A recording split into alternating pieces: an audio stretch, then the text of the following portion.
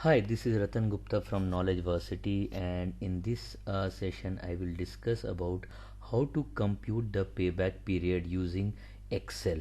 Okay, so let's first try to understand about what is payback period. Okay, so a payback period is when you will get back your money.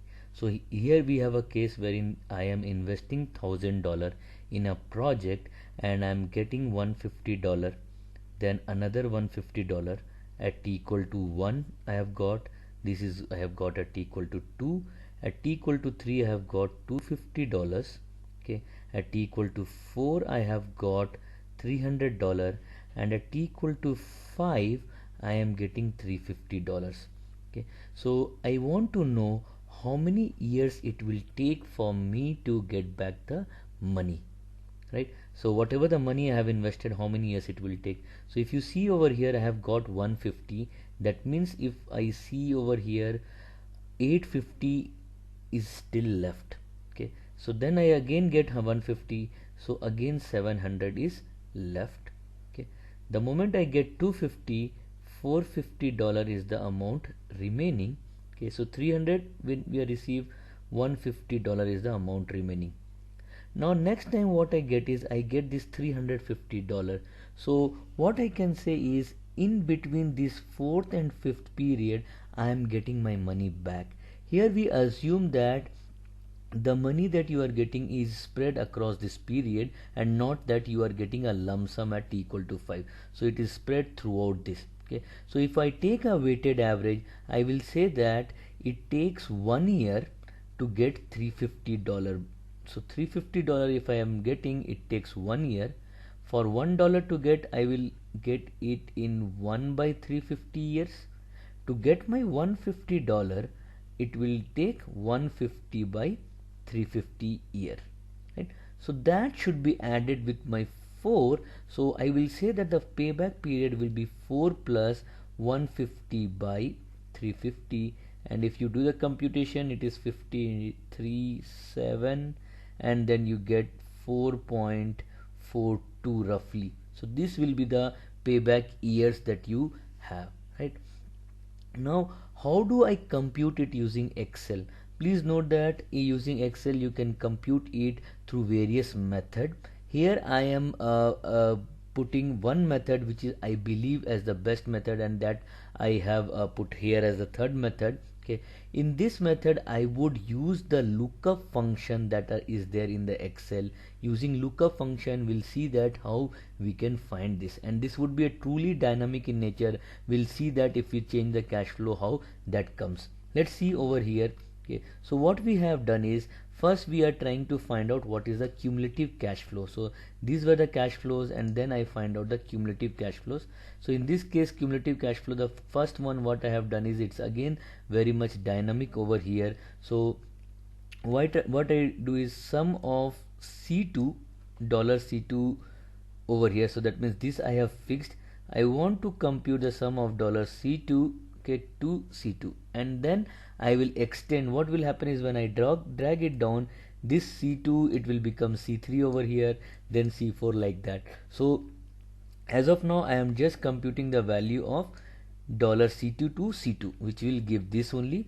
And then if I drag this over here, so let's say I just remove this all values and I drag it over here, so it will get filled. So over here if you see, it is $C2 to C3. This is how dynamically you will maintain. So when you are dragging it, it is dynamically maintaining, right? Another way you can do is you can find out the value of this plus this.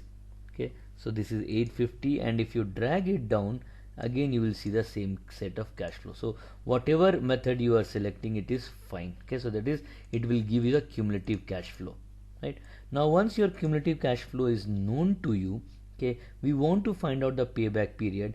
So please note that when we did the discussion, we were actually interested in finding out. So in 4 we got, and in between 4 and 5 we got our cash flow, right? So here our cumulative cash flow was 150 negative, and then we received $350 over here. So in between somewhere my value is becoming 0, right? So what I am interested in when I am doing this, I would try to look up for value of 0 over here. So wherever the 0 is coming, I would want to get that.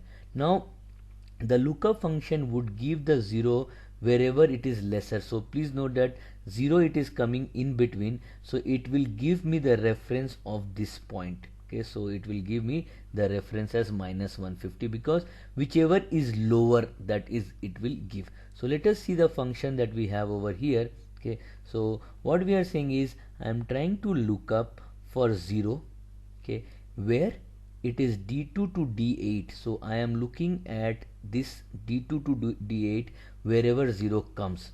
Okay, so what will happen is that will give you the 0 where it is coming, it will give you this point. So it will say that okay, fourth point you are getting this.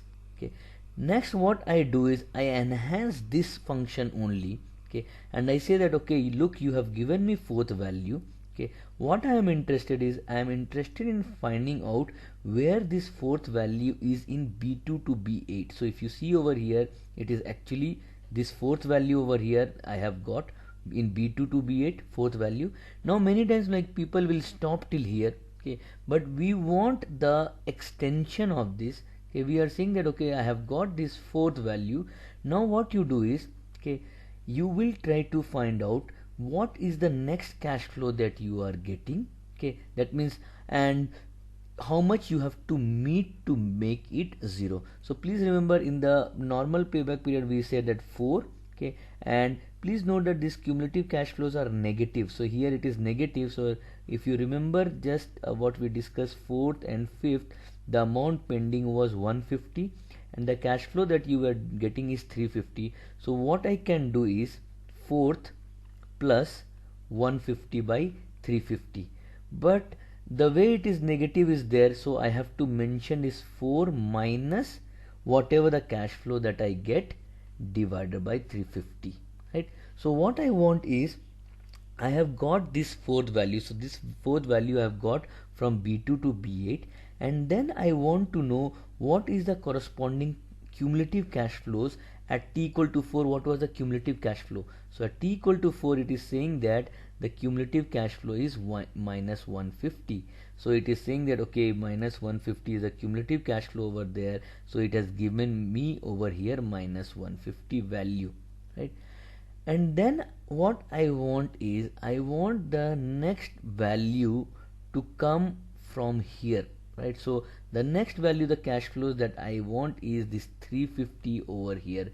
So look it this way, they are saying that okay, give me 0, okay, in d2 to d8, okay, and then like I am interested in getting the b2 to b8, okay, and what I want is from there I want the subtraction to happen on d2 to d8. So this is where the subtraction happen. But what happens is when I divide it, I want the next term. Please note that I want this term and not this. Okay, normally if you put like c3 to c8, it will give you this value, but since I want the next value, what trick we will do is we'll change it from c2 to c8 to c3 to c8. So what happens is my Excel will assume that okay, the next data I have to get, and it has to look for 4. That indexing it will do, and it will look for 4 in this. It will look for 4. That means whatever the fourth value it is coming, 1 2 3 4, in fact because this is index, so it is trying to say fifth value. So fifth value of this is 4, so it will try to see fifth value in this matrix, in this column, in this array, sorry, which is c3 to c8. So in the c3 to c8, what we have is 1 2 3 4 5. So this is the fifth value, and it will say that okay, the value of that is 350. So what we have done is we are subtracting from 4, we are subtracting this value, so which will give me this number, or the answer will be 4.42. that is what will give, right? So this is a very nifty feature, like only using one function in a straight you are actually getting your payback period, right? So please try to understand this. Let's see, cover it again. You are lookup, you are trying to look for 0 value wherever the 0 come. So the 0 will come after this, so it will say that okay, here it is coming, the corresponding index is 5. Okay, so the index that it has given is 5, so you will say okay, Now what you want is you want to look up for this 5 in the B2 to B8. So this is your B2 to B8. B2 to B8, the fifth value is 4. So this value will give you 4. And from there you are subtracting the fifth value in this cash flow, in this array, it is this value. So it will say, okay, the value is minus 150 divided by, now you want the fifth value over here, but not the fifth value, you want the sixth value over here. So you will have to mention that the cell that you are referencing is C3 to C8. So in this it will give the fifth value, so it will be 350. So this will give you the payback period, correct? Okay, so this is how you can easily, with one step, you can compute. Now let's say, let me change some of the cash flow. What I say is, like, initial investment is not 1000 but it is 800. Okay, what will be the payback period? See here, the payback period has gone to 3.833. If I say my initial investment is $150, so which I am getting in 1 year, so the payback period comes as 1. If I change it to $300, I get as 2. Right? So this is how it will help you in achieving this. Only the problem will happen in this case is if you put the payback period, your cash flows as, let's say, 2000. Okay, so what happens is here you are not getting anywhere 2000, so it will not give you. So here it does not say, okay, no payback period exists, but it is NA, so you have to assume that it is not able to compute. But let's say if you put let's say payback, the initial investment is 1500, you get as 5.75. so this is pretty much dynamic in nature. So this is how you should compute the payback period in corporate finance project using Excel. So this was Ratan Gupta from Knowledge Varsity. Thanks for watching this video.